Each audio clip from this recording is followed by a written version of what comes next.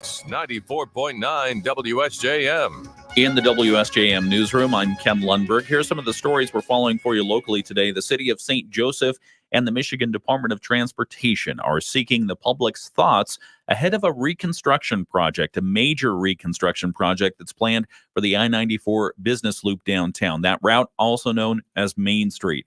St. Joseph Assistant City Manager Emily Hackworth tells us the MDOT project will create a lot of opportunities for change and improvements.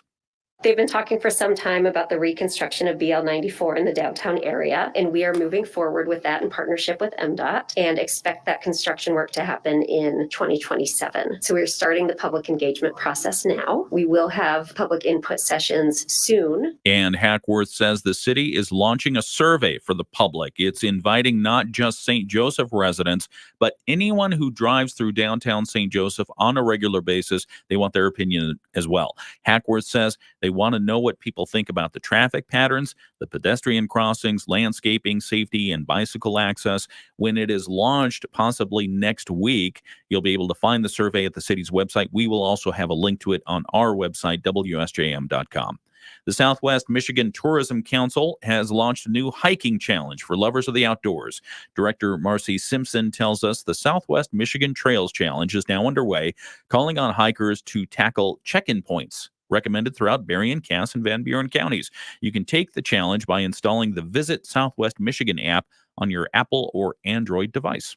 You would visit one and you would check in, basically take a picture, a selfie at the trailhead, and upload it to the challenge. And then you do that a total of 5 times to complete the challenge. Simpson says they selected the trails to get people visiting a variety of terrain throughout the region. We just tried to get a good mix of trails throughout the Southwest Michigan area. So folks had somewhere to choose from: Niles, Buchanan, Benton Harbor, South Haven, Cass. There's a good mix of places. The first 100 people to complete 5 check-ins will receive prizes. They are a branded belt bag and a commemorative sticker. Like a fanny pack? Yeah, you get a fanny pack. Nice. You want a fanny pack? I would love one. Visit and check in all 5 of those. Be one of the first 100, because Simpson says once all the 100 prizes are claimed, the challenge closes. However, after that, organizers say the trails will still be there, still take advantage of them, and you can set your own personal goals to visit as many of the region's trails as you can. This is the first Trails Challenge to be hosted by the Southwest Michigan Tourism Council. I downloaded the app. You did? Super simple, super quick. But then you have to register. So I'm in that process right now. All right. And the Berrien County Parks Department is hoping to get a chance to open up cross-country skiing trails soon at Love Creek and Madeline Bertrand County Park. Now that there's some snow in the forecast, they're hopeful. They're crossing their fingers. So far, they've just seen some snowing. Parks Director Jill Adams tells us it takes several inches of snow before trails can open up because they need a good base layer and then some more snow on top of that. In the meantime, she says there are plenty of things to do at the county parks, even though it is winter. We do encourage people to come out and enjoy the parks, even if they are just itching to get out cross-country skiing. Come out anyway. There's still some good hiking trails until that time, until skiing becomes a good thing for everybody to do. There's some mountain biking opportunities at the parks. And at Madeline Bertrand, we have disc golf. Adams says a couple of county parks are now closed for the season. Those are Galen and the Paw Paw River. Other facilities are open. Silver Beach County Park is open year-round for just hiking and sightseeing and bird watching. We do caution people once the weather does get colder, the ice comes out. We don't want people slipping. Adams says once there's ice on the lake, what are you encouraged to do? Stay off it. The County Parks Department also released its winter newsletter with recommendations on things to do. We have a link to that at our website, WSJM.com. In the WSJM newsroom, I'm Ken Lundberg. Dave Wolf has sports in just a few minutes. Right now, let's find out what's happening around the nation and the world with ABC News. ABC News, I'm Sherry Preston. With the Iowa caucuses just a few days away, it's crunch time for Hey, good morning, everybody that's watching on our live stream. How would you like to be a TV station or radio station in Iowa during the caucuses? I mean, I feel like there would be some interesting stuff that goes on during that time. I think you're a celebrity because everyone wants to be on. Oh, yeah.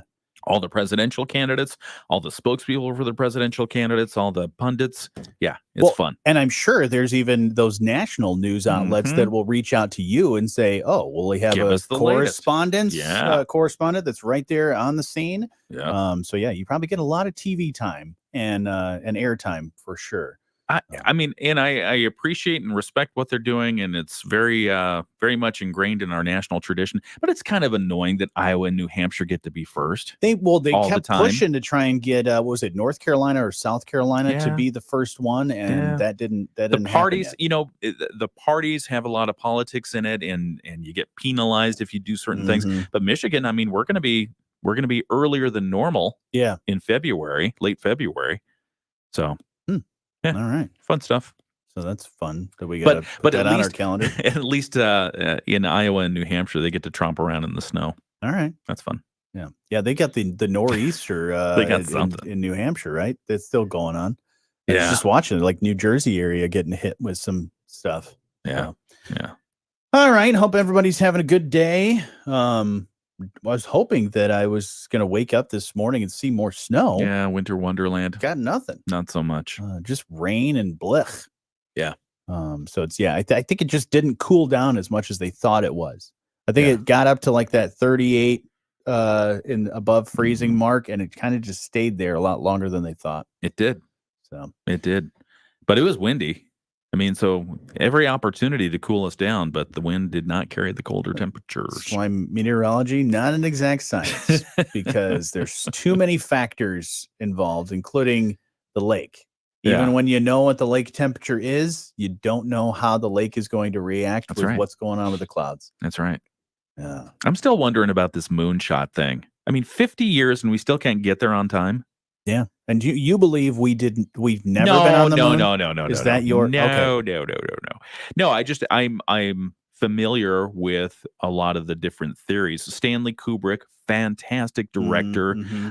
And there was a long-standing thread that when he directed The Shining, he basically the conspiracy theory, or the theory is that he had, through his imagery that he included in The Shining, he was basically admitting that he orchestrated the video of the moon landing. Because if you go back and you watch The Shining and you see the different scenes, they've got rockets in there, they've got flags in different areas, and somebody drew all these threads together. Some mad scientist drew all the threads together and said, this means Stanley Kubrick was admitting, without admitting, that he did the directing of that. Here's my quick theory. Yeah. We did land on the moon, but Buzz Aldrin forgot to turn the camera on. Oh.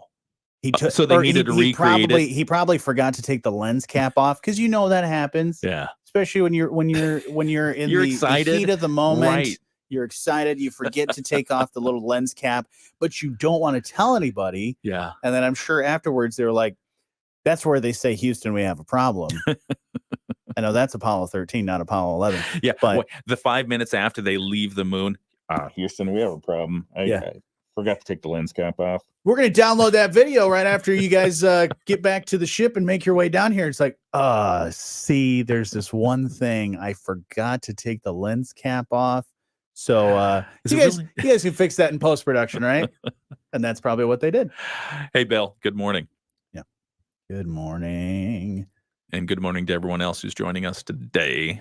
We will get back to the show here in just a moment. I want to talk about plastic particles in bottled water. We've been seeing this morning. That's a big story for sure. So we'll get to that here in just a moment. Okay. And if you guys ever have anything that we should be talking about, or something you notice when you're hanging out on the interwebs or in the community, feel free to reach out, because we'd love to talk about that stuff.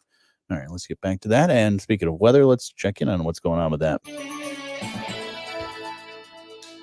Cloudy skies with light snow showers to start out today. We will see cloudy skies this afternoon, and temperatures will drop to around freezing later this afternoon. Tonight down to 25. We'll see snow showers develop overnight, and first thing tomorrow morning, a snow accumulation around an inch.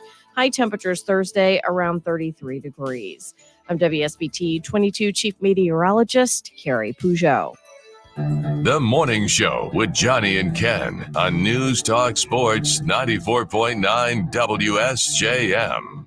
Hey, good morning. You can be part of the show anytime. You can call 925-WSJM. You can email let's talk at WSJM.com. We're on our Facebook and our YouTube and our X as well. If you want to hang out there and get a behind-the-scenes look at how this fine award-winning program is put together. It's kind of like when the mechanic brings you into the garage and says, "Hey, I love that. I want to show you something." Yeah. That's like forbidden territory. Oh, yeah. It's like, yeah. Come across this line, Yeah. come through this door. I will show you something, the inner workings of how this baby purrs. Yeah, you have a heritage of auto repair, fix-it type shop experience. One of the things that gives me great anxiety is driving the car into the bay where the oil's going to get changed. Why?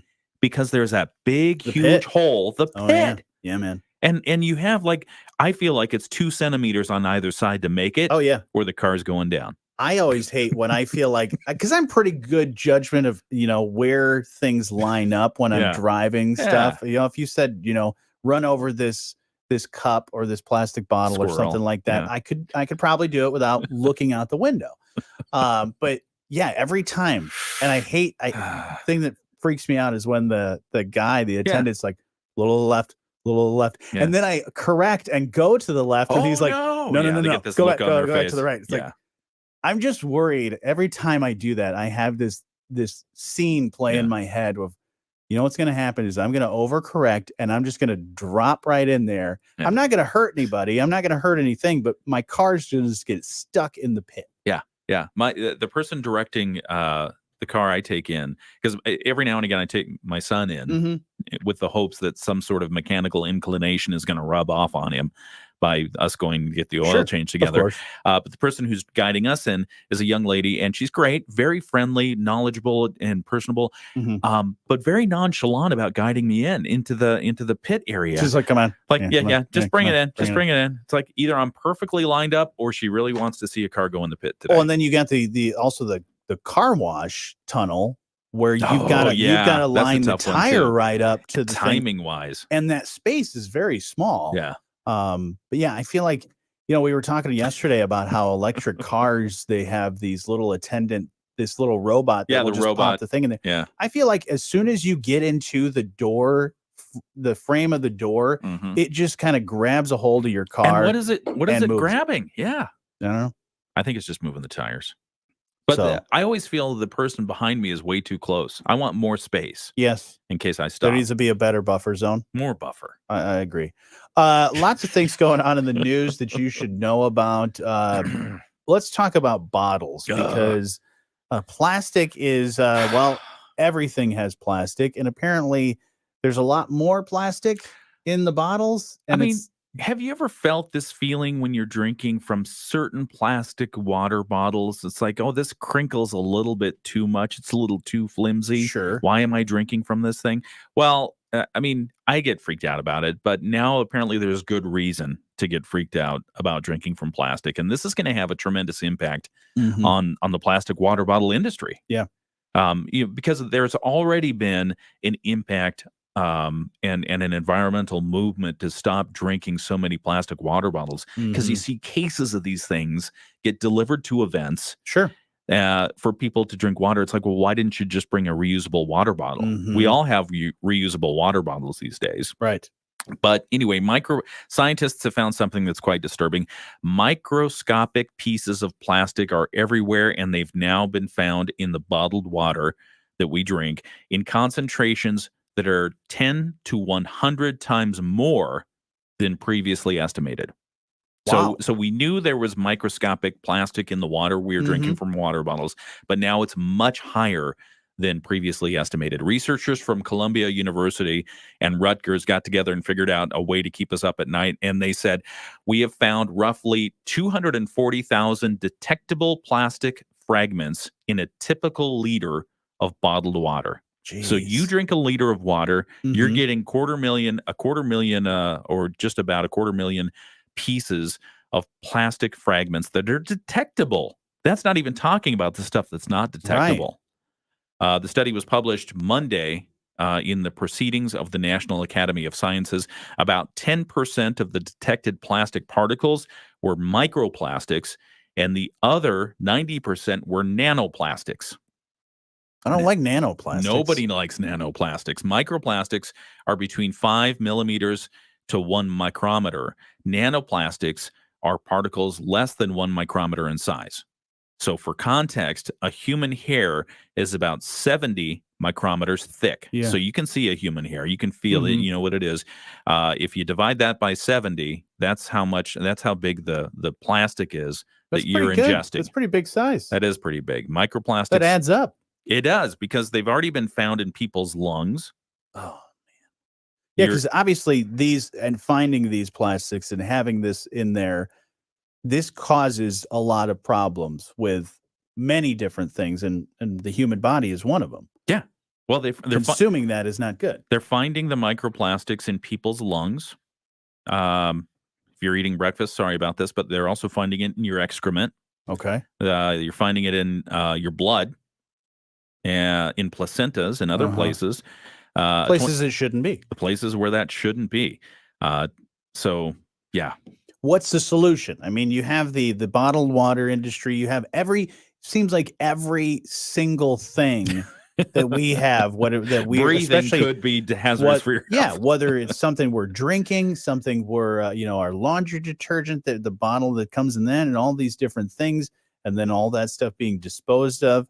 So what is the solution? Do we switch to alternatives like you mentioned, reusable water bottles? Do water bottle companies switch to glass or some sort of other material that doesn't have things that get into the actual thing that's in the bottle? It certainly does seem to present some opportunities for those things, those solutions that you just talked about. The researchers here hope that their study will lead to having a better understanding of how much plastic humans are regularly putting into their bodies and its effects. I mean, because you think about it, now that we know a lot more, we're ingesting a lot more plastic than we thought. Let's say when we thought it was just one thing, sure, just one amount. Okay, well, what does that do to you? Does it really harm you? No, not so much. Okay, fine. But now it could be 100 times that amount. All right, we need to look at this again. Yeah, we keep hearing more about the what's happening and not really the solution though. It's like there's this, you got to watch out for that. Maybe try to do this, but it's like, yeah, but how do you fix that? Yeah, good point. How do you make that a new solution? Like, hey, we found this problem, we're gonna fix it. Yeah, I mean it would seem to a simpleton like me, it would seem that the glass bottle would be a great thing, because it's recyclable. I mean, back in my day, glass bottles were okay. Snapple, Gatorade, all of those things that I yeah. used to drink, all in glass bottles. Yeah, glass bottles, and then also if you want to stick with plastic, because we currently make more than 440 million tons of plastic each year. Each year, human race makes 440 million tons of plastic. And maybe you develop a different plastic that doesn't allow for that molecular sloughing into your system. That's what I was thinking. Yeah, come up do with a new plastic. Yeah, all you I don't know plastic if we people, want a new plastic. I just want glass. Yeah. I think I just want to drink directly from the mountain spring that does not have fecal matter in it. My thing is you look at it's just the plastic industry, or the bottled everything industry needs to look at the music industry as an example. Vinyl records. Made a comeback. That's right. So what do? We'll look at glass. Glass was a popular thing. I mean, I know more expensive, harder to make, do all that stuff, but reusable. Right. You can melt the glass, the glass that's been used, you melt the glass, you make another glass. That's right. You don't have any major problems. Yeah, and I drink from jars sometimes. The jars, I mean, it's a fad. So you drink from jelly jars. We need to make glass cool again. Yeah. Glass bottles, bring them back. Let's do that. Sorry to bring you the bad news about plastic. Yeah, but hey, that's what we do here on the show. We have to inform. We inform and entertain. That's why we call it infotainment. Oh, is that what we're calling it? Yeah. Okay. Infotainment. That's what we're all about. Other things going on. Yesterday, a couple days ago, you found a mouse there in the building? I did. It wasn't alive anymore. It was in a trap. Yeah. And that, everybody has that in their office or their house and things like that. It's mouse season. Yeah. But this one was found in Wales. Guy couldn't figure out how his garage was getting clean every night. Oh, So he set up a night vision camera next to his workbench and then turned off the lights. The next morning, right. everything was tidy, and the video revealed Mm-hmm. the mystery housekeeper was a mousekeeper. It was a little mouse that was taking scraps of wood, nails, and even a screwdriver and moving them into a tray. You're kidding. I'm not kidding. This happened, and I'm sure the video's He wasn't floating like around. making a nest. He wasn't collecting stuff to make a nest. He possibly could be. Maybe he was thinking that tray could be a nice little be his mouse nest. house for him. But yeah, it works. Yeah. Huh. So he's essentially cleaning up the workbench and moving all that Wow. stuff away. I mean, you've probably seen the movie Ratatouille. Yeah. Where he's doing all that stuff and helping the guy cook. This is the same in this guy's garage. I just wish that that mouse that you found could have been one of our new news guys. I mean, he might have been. He was in News B. Yeah. So maybe, and he was near the board. So maybe he was trying to record a newscast, and then he got in the trap. We might have to check the tapes and see if we have any mouse recordings during the show. You're familiar with Lean, right? The Six Sigma when you do manufacturing or anything in an engineering type environment, but this can apply to any environment. They have this thing called 5S. Okay. And it's how to create a lean workplace. And the 5 S's are sort, set in order, shine, standardize, and sustain. Yeah. And I think the mouse got all the way up to 3. He was sorting, he was setting stuff in order, and he was shining stuff up because he was keeping the area clean. Yeah. That's fabulous. Picked up the guy's workbench. If a mouse can do it, engineers can do it. Yeah. Because I've seen some engineering rooms that are just. Now I feel bad, and I guess I'm going to go clean the basement later this afternoon. Let me print when I out get this home. 5S thing for you. Yeah, Jocelyn's probably like, "Hey, if a mouse can do it, I found mouse in my basement. Why can't that mouse be like this mouse and clean it? Yeah. Come on." Yeah, that's a great mouse. So what happened to the mouse? Is it? He probably didn't find him yet. Okay. He checked the video. Yeah. So I'm sure he hasn't found this mouse. So I hope I'm he sure doesn't there's trap him. I wouldn't. Yeah. I'm sure that honestly I want to see how this plays out if I were the guy. That's fun. If I see a mouse doing some sorting, I'm going to see if he I'm going to set some wood out and see if he whittles it down to like a bench or something like that, or like a chair. Like he's making rocking chairs. He's like the I'm a mouse. I'm a country mouse. When the cobbler goes to sleep or whatever, the elves that are shoemakers or whatever. Yeah. You know that story. Oh yeah. Well, we got a lot of other stuff to get to here this morning. We'll catch you up with news, sports, and your Bloomberg Market Minute. It's all next. At Sturgis Bank, it's our people that make the difference. Meet Larry Morrow, Vice President and Mortgage Lender for the St. Joseph Benton Harbor area. I grew up in community banking, and some of the original folks I started with over 30 years ago has come full circle, and now we're working together at Sturgis, and it's been amazing. In my portfolio and the types of loans I do, I have the ability to do. All right, everybody. Do you think mice are kind of the land dolphins of civilization? Land dolphins? Right, because dolphins as in like highly intelligent, and they're doing their own thing. I mean, because there's a mouse sorting out some guy's wood shop. I think that's pretty awesome. Awesome. I'm going to see if I can find this video because that's pretty cool. And in fables and lore, we see the mice, as you mentioned. They're working on shoes, or maybe they're helping Cinderella make a dress or something. And they're chefs. Is like isn't the Pied Piper? The Pied that was Piper snakes, right? No, those were rats. Those were rats. And there was a dude, rats, okay. Dancing through town with his who's the fife or something. Who's the person that got rid of all the snakes? I think that was a mongoose. Was that? No, I thought that was like was like one of the saints or one of the. I thought it was a Pied Piper as well. Let's see.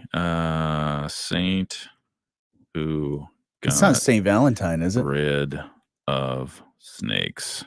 Gosh, I think Google's listening. St. Patrick. St. Patrick, that's what it was. I knew I talked about it every year. He drove all of Ireland's snakes into the sea.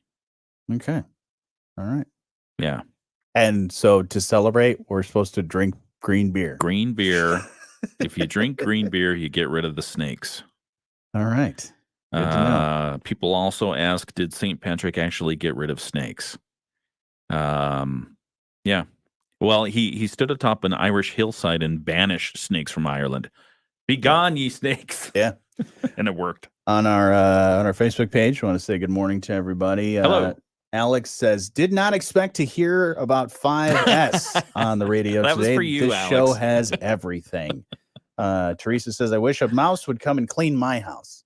Heck yeah, man. Those mice. What I would do is hopefully this plays out in this guy's favor and more cool things end up happening. Or it's probably, you're right. It's probably just the mouse building a house. Yeah. And it's done. But what if he leaves the camera running and then one morning he sees 7 mice and they start building like a bomb or something like that? Well, I was thinking either that or they start taking over the whole entire place. Oh, yeah. And either a bomb or start whittling weapons. And they just like create a mouse army. Or they create cat traps. Ooh. We can build a better cat trap. Maybe this is Tom and Jerry. Yeah, maybe this is Tom and Jerry going on. It could be. Yeah. Real life. Watch out for the cat trying to catch the mouse. That's life imitating art. Mm-hmm. All right, we got your Bloomberg Market Minute here. We'll check in on that.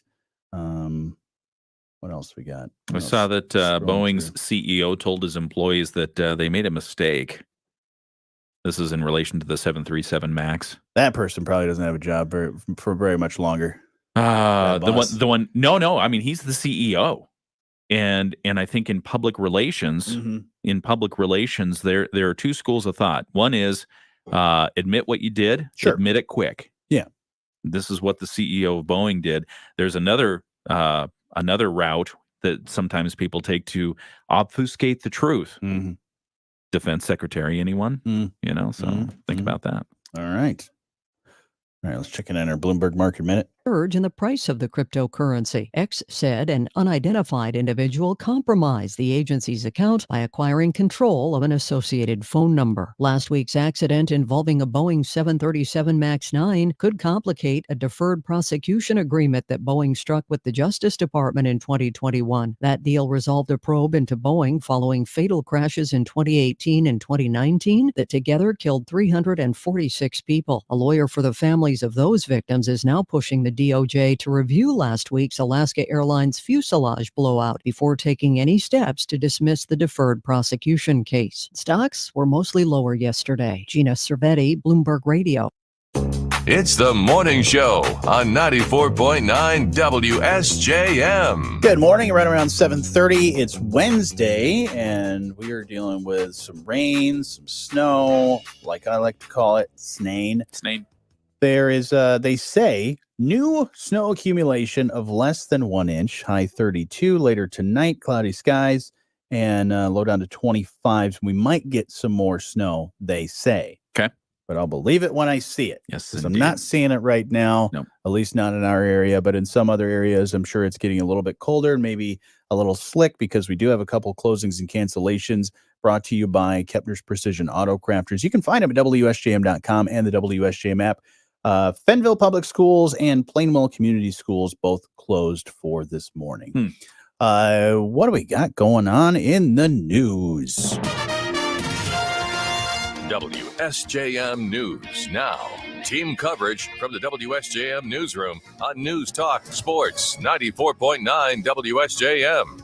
In the WSJM Newsroom, I'm Ken Lundberg. Here are some of the stories we're following for you today locally. The city of Benton Harbor is partnering with Michigan State Police as the agency seeks funding for a new gunshot detection system in the city. At their meeting this week, the Benton Harbor City Commissioners approved a resolution expressing support for the state police as they seek to start the Shot Spotter system on behalf of the city and Benton Township. Now, the Shot Spotter system is an acoustic surveillance technology that uses sensors, bounces off buildings and poles to detect, locate, and alert law enforcement agencies of potential gunfire incidents in real time. Commissioner Ron Singleton said Monday commissioners have looked at this technology for a couple of years. It's been prohibitively expensive, but they support the Michigan State Police's effort to bring the funding in. The commission's vote this week does not commit the city to any expense. It's just supporting the MSP as they seek funding. An effort is underway to build a new playground at Kiwanis Park in St. Joseph. Speaking to St. Joseph City Commissioners this week, resident Nicole Stusek said she's working with several community partners to install a universally accessible playground in the park. They want to call it the Kaleidoscope Playground. Stusek is working with the St. Joseph Parks Foundation to raise funds, and they say the project is going to cost probably about $500,000. The Upton Foundation has already given grants totaling $100,000. Okay. And the Lincoln Township Board of Trustees has authorized a big sidewalk project. They're connecting roughly the township library to the village limits of Stevensville. At their meeting this week, Supervisor Dick Stauffer said a recent allocation secured by State Representative Joey Andrews will give the township the last bit of funding it needs to move forward with the long-planned John Beers Road sidewalk. Again, it's going to cost also about $500,000. They have about that much lined up in grants. However, the project is about $23,000 short of the total needed, and so the township will fund the remainder of that. They expect the construction to take place in 2025. All right. In the WSJM newsroom, I'm Ken Lundberg. Dave Wolf has sports in just a few minutes. Also catch up with ABC News. Right now, let's find out what's happening around the state with the Michigan News Network. The Michigan News Network. I'm Beth Fisher. After a winter storm Tuesday, Consumers Energy is dealing with more than 41,000 power outages. Most of the outages are in West Michigan, where there were high winds and snow. Muskegon County has nearly 7,000 outages, while Ottawa County has 5,600. Snow and icy conditions have caused some schools in West Michigan to close. The Grand Rapids Public Schools, Holland, Grandview, Kentwood, and Rockford Public Schools are among those closed. We could learn more today about the disappearance of a Portage mother of 8, Heather Kelly. She disappeared in December of 2022. Kalamazoo County Prosecuting Attorney Jeff Gettig will update the case of the missing 35-year-old Kelly later this morning. Police believe she was killed, but no remains have been found. A hero's welcome in Ann Arbor last night as the national champion Michigan Wolverines returned home from Houston. I'm Beth Fisher for the Michigan News Network. Sometimes I just cannot believe all the storms we've gone through here. I can only hope that we'll be able to leave this house to you one day, baby. You're our legacy. Planning for these disasters will make sure we're safe and is the best way to protect that legacy. You know what? We should make an emergency communication plan. That way we're ready this year. At my dorm, we have emergency kits for earthquakes and wildfires, but I'm sure there's something more local I can send you with a link. Okay, smart.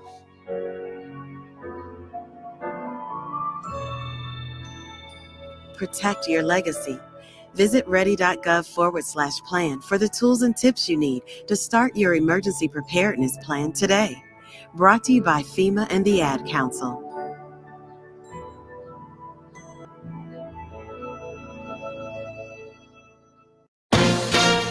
ABC News, I'm Sherry Preston. Dangerous winter weather stretching across much of the country with more on the storm that stretched across most of the states. Here's ABC senior meteorologist Rob Marciano. At least 5 fatalities in the storm zone. Falling trees killed 2 people. Tell you, for a minute, I thought that mouse stole my wallet. Oh, no. My wallet fell out of my pocket. I was like, wait a minute. Where'd my wallet go? It's that darn mouse. There's no cash missing from it, by the way. I don't know, man. I got to check. I checked it. There's no cash. Empty again. Thwarted by the mouse.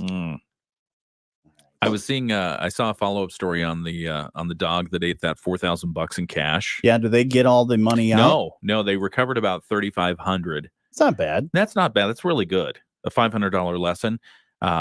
So. They're probably going to continue to see if they can piece together whatever, but it's probably gone. The crazy part is, and this is the thing with money, it goes into circulation. When you return it back to the bank, it could end up everywhere. No. The So bank, do you think the bank will have to go through the bureaucratic process of saying, okay, we got this bill back, but it's in bad shape. So they do have to go through a process. So the Federal Reserve is going to be like, hey, we just got $3,500 of poop money. Yeah.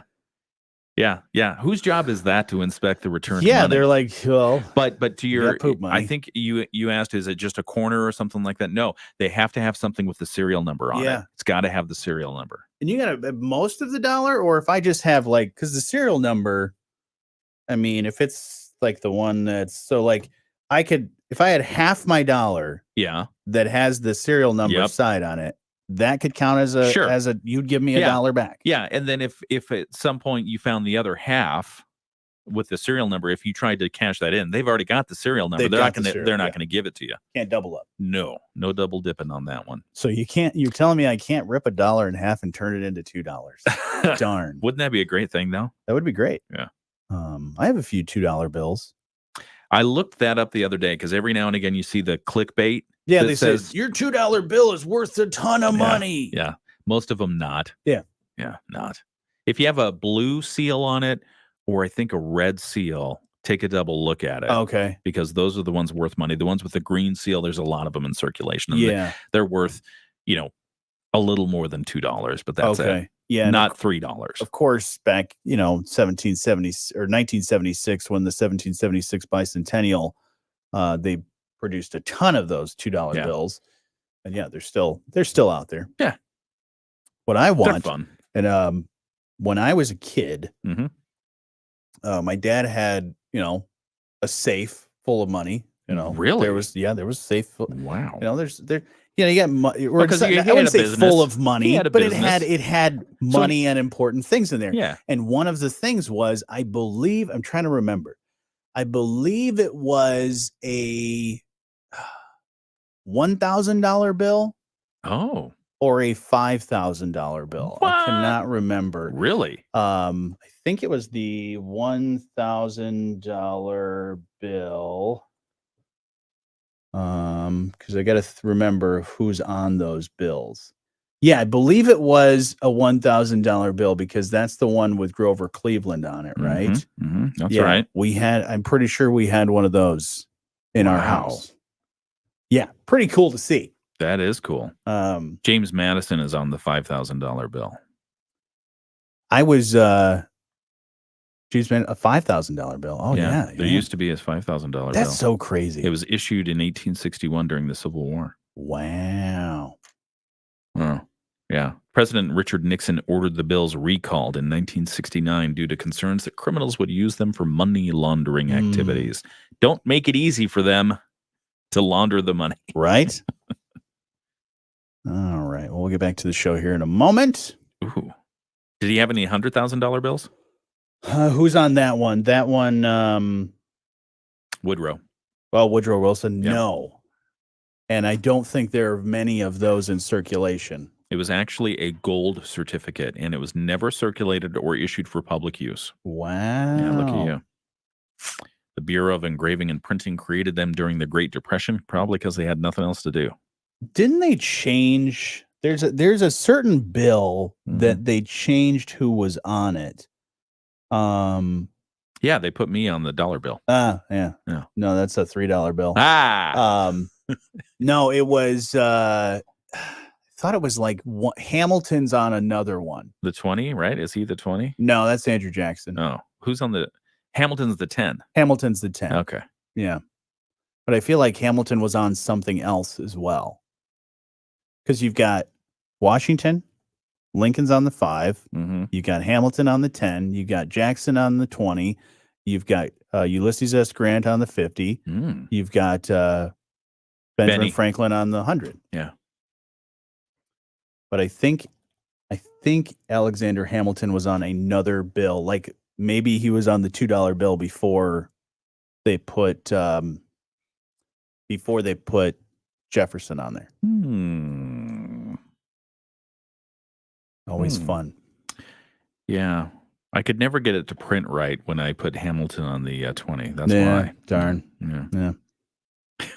Didn't work out for you. You didn't. That's because why? Because you didn't launder it. Oh, I was supposed to launder it. If you launder it, then Hamilton's face gets a little wrinkly, and then it looks a little bit more like Andrew Jackson. You ever look at the security things they have in the new currency? Oh yeah, like the that little stuff's pretty plastic cool. strip. Oh and, holograms and stuff like that. My favorite thing to do is look at other money, like foreign foreign money? currency, Yeah. and just like see how because we think we've got pretty crazy looking bill with there's a strip here, there's a watermark nothing. here, they We got all that nothing. stuff. Yeah. But if you look at like the European currency, they're like, so we built this little paper window, and then we have this plastic thing inset, and it's like, whoa, that's a lot of work just to make $1. They do serious stuff. Anti-counterfeiting measures. Teresa says, I tried to plant $1 and hoped that it would grow into a money tree. Oh, how'd it work? Didn't work out. Oh, shoot. But the money tree is a real thing. I've had some money trees and money plants, How does but that they work? do not have money in them. Oh, unfortunately. So got that going for I had a us. friendship plant. Same thing. Didn't work. Is that what? So why was it a friendship plant? Can you just split it to? Yeah. They're very easy to propagate. Oh, okay. And they're great. That's cool. They're fabulous. She's got a green thumb. Me, not so much. Yeah. I buy the plants from time to time, and they just I got a pretty good eye for one that, like, because Jocelyn's selling the plants. If I'm going to the store, I not only if I see something on clearance or I see something where it's like, this is on clearance because it's almost dead. I kind of have that eye for, because I know Jocelyn can bring back so many different things back to life. Nice, but it's like, I think that's a good one. I'm gonna go for this one. And then she'll tell me it's a really good one. Is she selling the air plants? I don't know if she has any of those. I love air plants. So those are great. But yeah, she's got all kinds of stuff over there. You'll have to check it out. You haven't been there yet. I can't wait. You got to go check it out. I will head on down to New Buffalo. They're open today. Yeah. All right, let's get back to the show. Okay. On News Talk Sports 94.9 WSJM. Good morning. You can be part of the show anytime. You can call 925-WSJM. You can email let's talk at WSJM.com. We're on our Facebook, YouTube, X. If you want to go hang out there, we've got you covered with a lot of exclusive content you can't find anywhere else, covering a wide array of topics, knowledge that you're going to learn something. I'm going to learn you today. Oh boy. You're going to learn something if you head on over to our video, because we talk about a lot of stuff that we may not have a chance to get to on the show. Yes. Because there's just so much time in the day, and we have to try and cram it all in. I'm thinking in 2024, this might be the inverse. We might turn the tables here, where for things that we don't have time to talk about on the video live stream, we'll put here on the radio. Oh, how about that? So that's where the main event is, and this I'm is just thinking. All right. Just thinking. I did come across. We've got a ton of things on our list, but I know we checked off a lot of them. Is there anything else that we missed? I do want to talk about the first grader who was missing. Oh yeah, tell me about that. What's going on? So over in Macomb County, there was a first grader who was supposed to be picked up after school and taken home. But his mother called about an hour after he was supposed to arrive home. An hour after he was supposed to arrive home, he wasn't there. What the heck happened? Can you imagine, as a parent, your first grader was supposed to be home?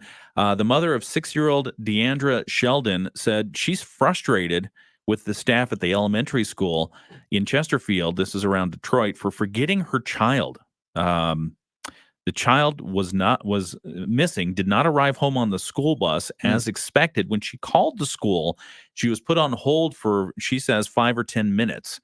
And eventually, staff came back to the phone and they said, we're sorry to tell you, but your child's missing and we're trying to find him. First grader. We're trying to find him. Teachers are searching for the boy. Police report was filed. And then staff informed the mother that Deandra went missing when it was time to come in from recess, which was right around 3:30. When he didn't get home on the bus, it was around 4:30. She said no one knew where he was for about an hour. Adding to her fears, the playground is one that's not fenced in. Oh, that's scary. And so there were fears that he could have wandered off. Sure. The school finally found the child safe, which was good news. Yeah. And they issued a statement that said at the end of the school day, at our elementary school. Staff noticed a student was not present at dismissal after outdoor recess. After a search of the bus and the school, the student was found sleeping outside under a slide. He never left school property. Oh, wow. He was under the slide. But don't you count noses when they come in? Yeah. How many kids go out? I'm going to have the same number come in. Yeah, you got to make sure they come in. Yeah, you do a count.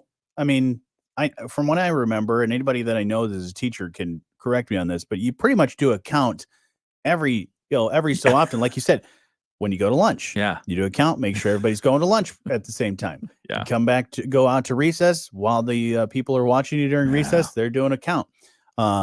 And then when they come back in, they do a count. But but the thing that is interesting and I guess a question about is so that search and trying to find the kid throughout the process, that was longer than what the parent, because you said the parent hadn't heard from them for like an hour. The parent, as far as the parent knew, the child was missing for an hour. She expected the kid to get off the bus. Sure. And at approximately 4:30, called the school and said, "Hey, my kid didn't get off the bus. What the heck?"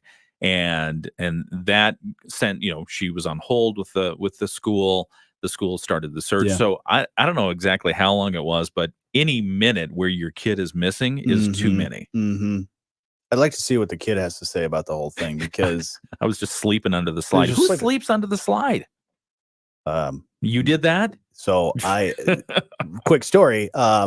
When I was in, all of school, but when I was in kindergarten, we were part of a kindergarten center. It was just 2 classrooms that was down the road from the elementary school. So we were kind of in that one area. Yeah. And we had nap time, of course. Okay. And when we had nap time, I did nap time. I did not screw. That was your favorite. I did not screw around like a lot of kids do and talk to their friends and do all that.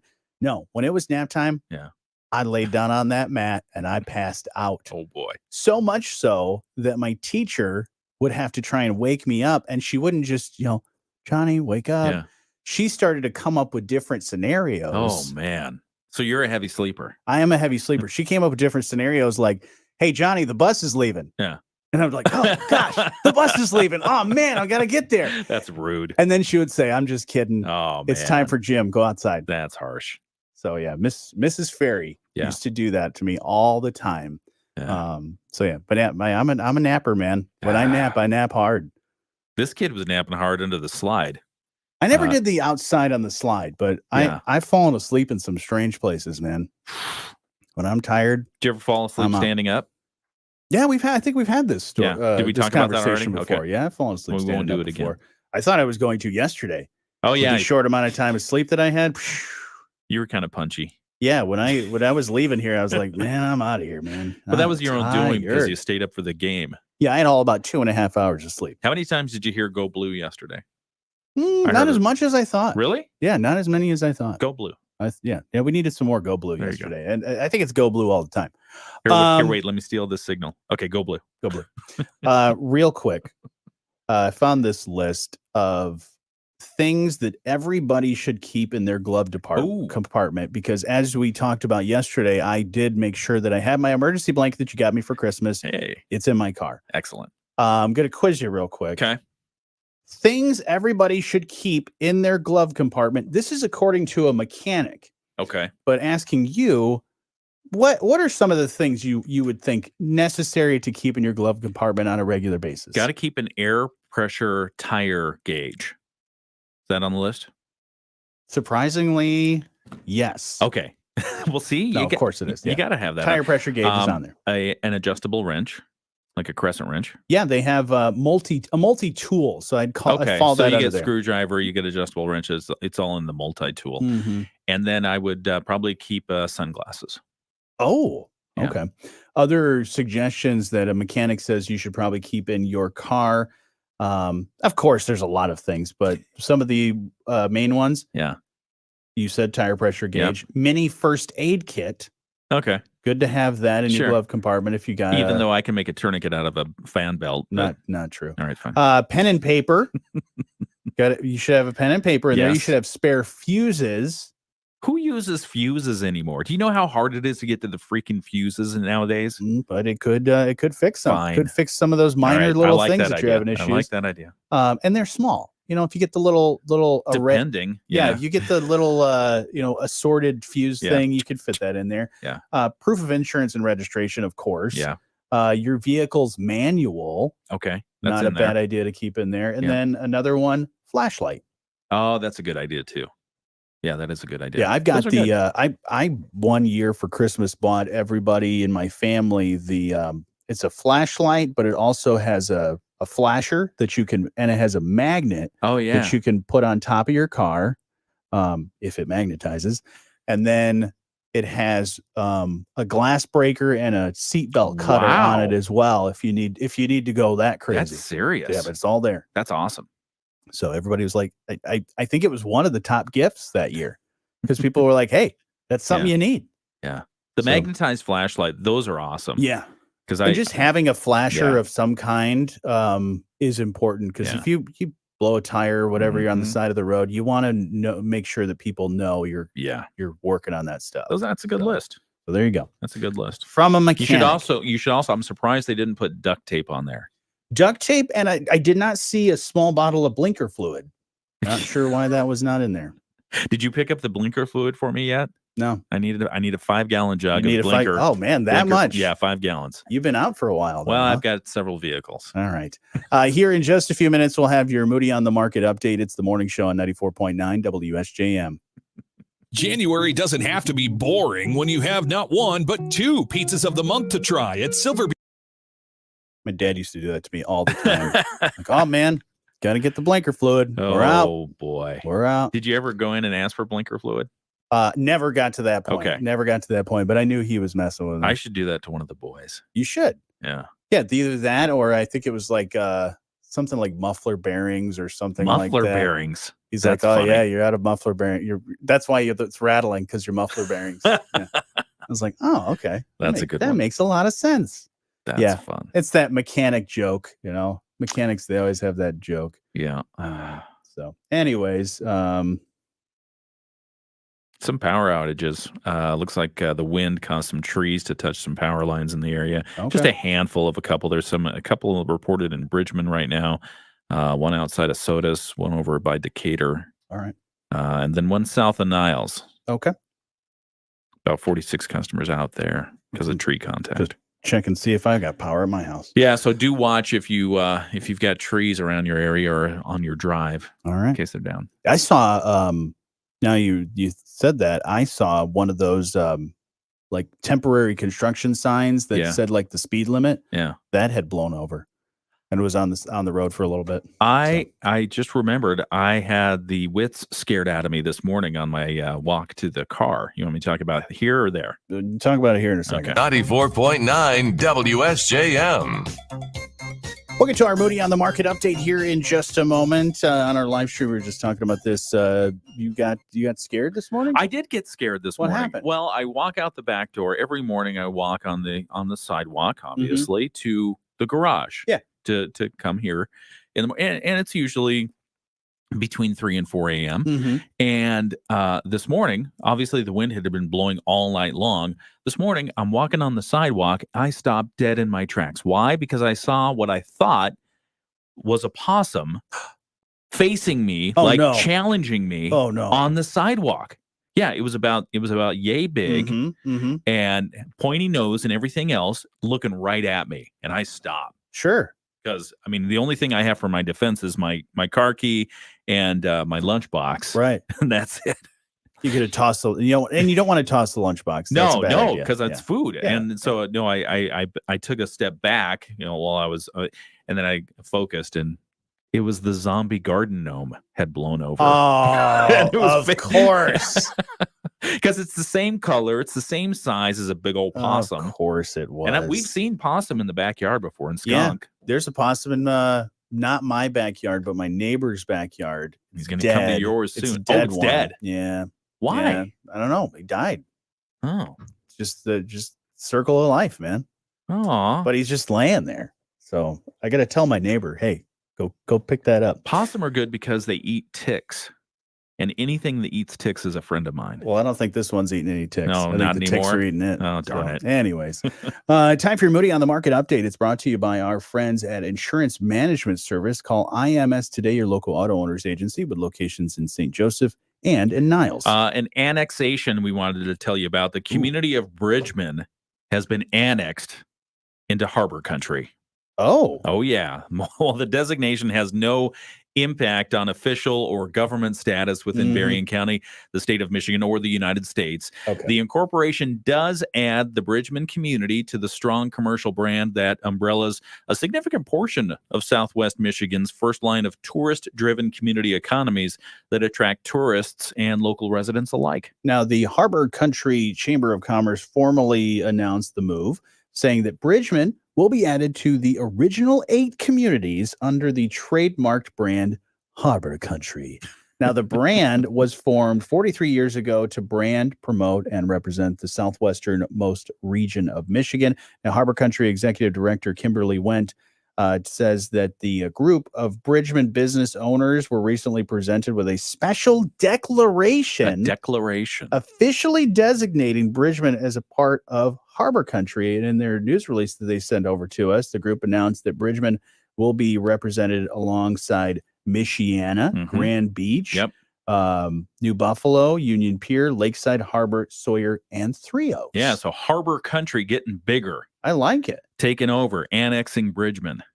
That's cool. I think that's good stuff. I will say, the town of Michiana, I didn't learn until recently that there was actually a town called Michiana. Yeah, we always call it Michiana Shores. Yeah, because it's right there on the beach. So. But I feel for the people of Michiana because they are a community. There is a designated community there. Yeah. And yet some of our brethren, some of our media communications brethren on the other side of the state line like to call the whole region Michiana, which I oppose.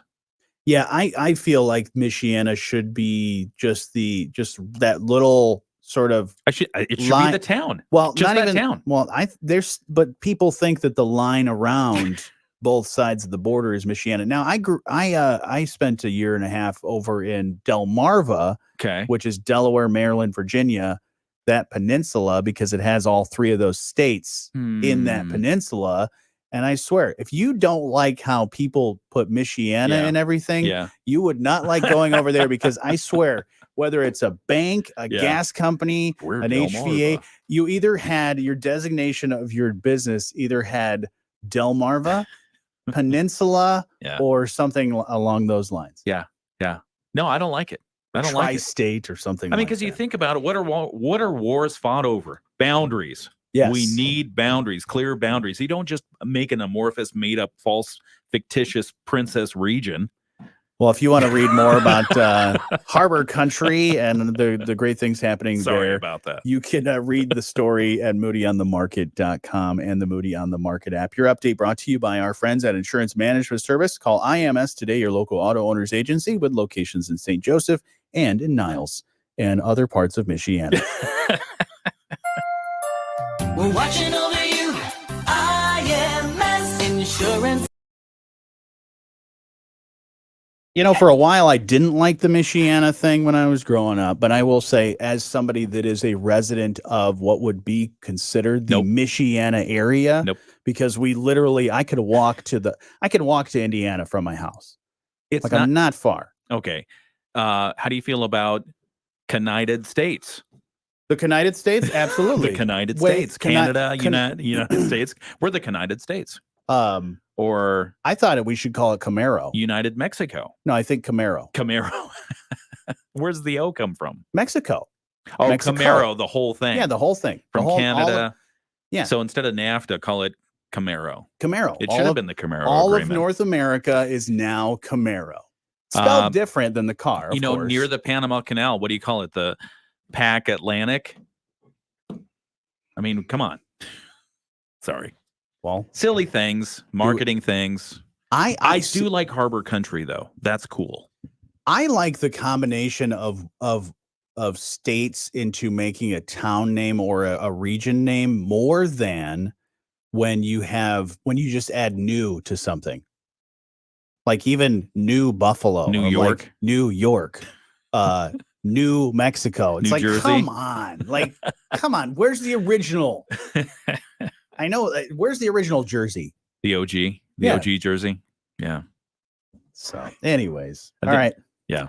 We're going to get to news here in just a little bit, but everybody, thank you so much for Thank you. the wide array of conversation that we had. Indeed. We covered, I think, almost all walks of life and regions of everything this morning. But thank you for spending some time with us. We'll talk to you again here tomorrow. See ya.